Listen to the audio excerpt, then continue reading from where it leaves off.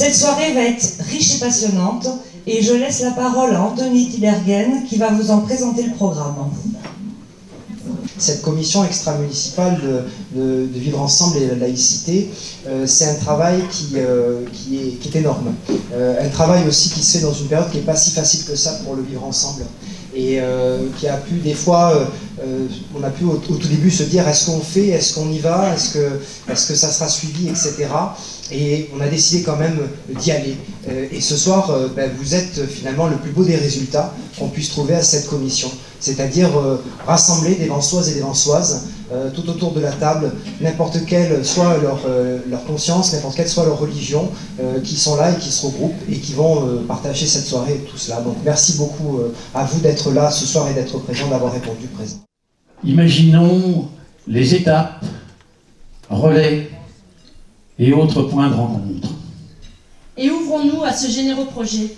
Partir à la découverte de l'art du vivre ensemble.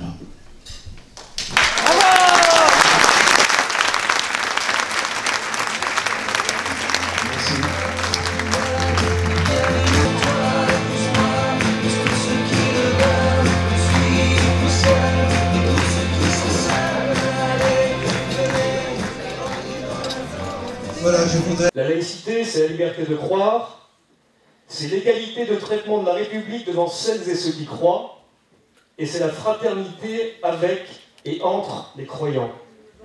Ma détermination pour que, main dans la main, avec tous les acteurs éducatifs, sociaux, culturels, avec les acteurs de la politique de la ville et de l'emploi, de la prévention de la délinquance, de l'habitat et du cadre de vie, avec vous tous, nous bâtissions une ville, soyons modestes, un peu plus unie, un peu plus humaine et un peu plus soucieuse de l'autre. La déclaration de 1789, les constitutions, on pourrait y ajouter aujourd'hui la charte de la laïcité qui est en vigueur.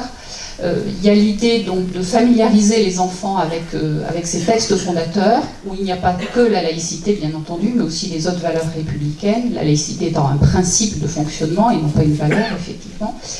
Il y a l'idée de se vivre ensemble. Je crois que justement l'école permet ce vivre ensemble, puisque tous les enfants, sauf ceux dont les parents souhaitent faire leur éducation eux-mêmes, puisque c'est l'enseignement qui est obligatoire et pas l'école, tous les enfants vivent ensemble. Et on sait tous, pour avoir observé des cours d'école primaire ou maternelle, que se vivre ensemble quand on est petit n'est pas toujours facile non plus.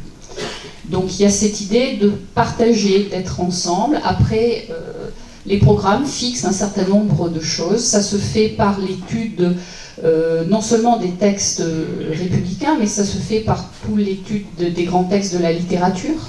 Ça se fait par l'étude des œuvres d'art.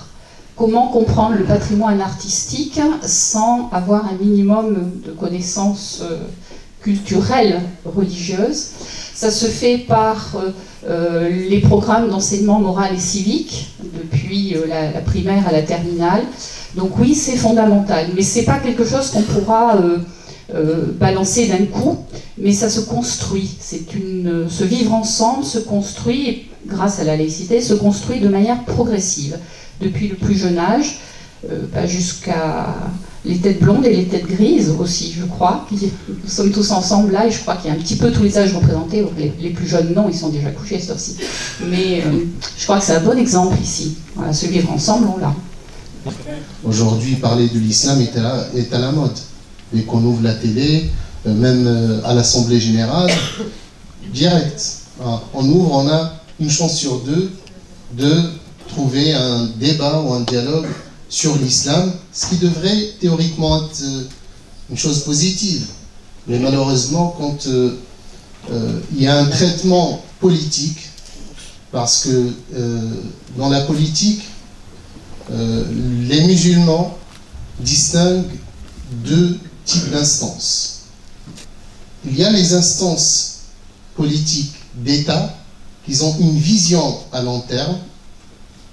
Ils ne sont pas assujettés à un processus électoral. Et il y a aussi d'autres institutions politiques qui doivent être pas loin de la tendance. Aujourd'hui, la tendance actuelle, parce que bon, j'aurais bien aimé ne dire que des choses positives, Mais un dialogue franc, c'est constructif.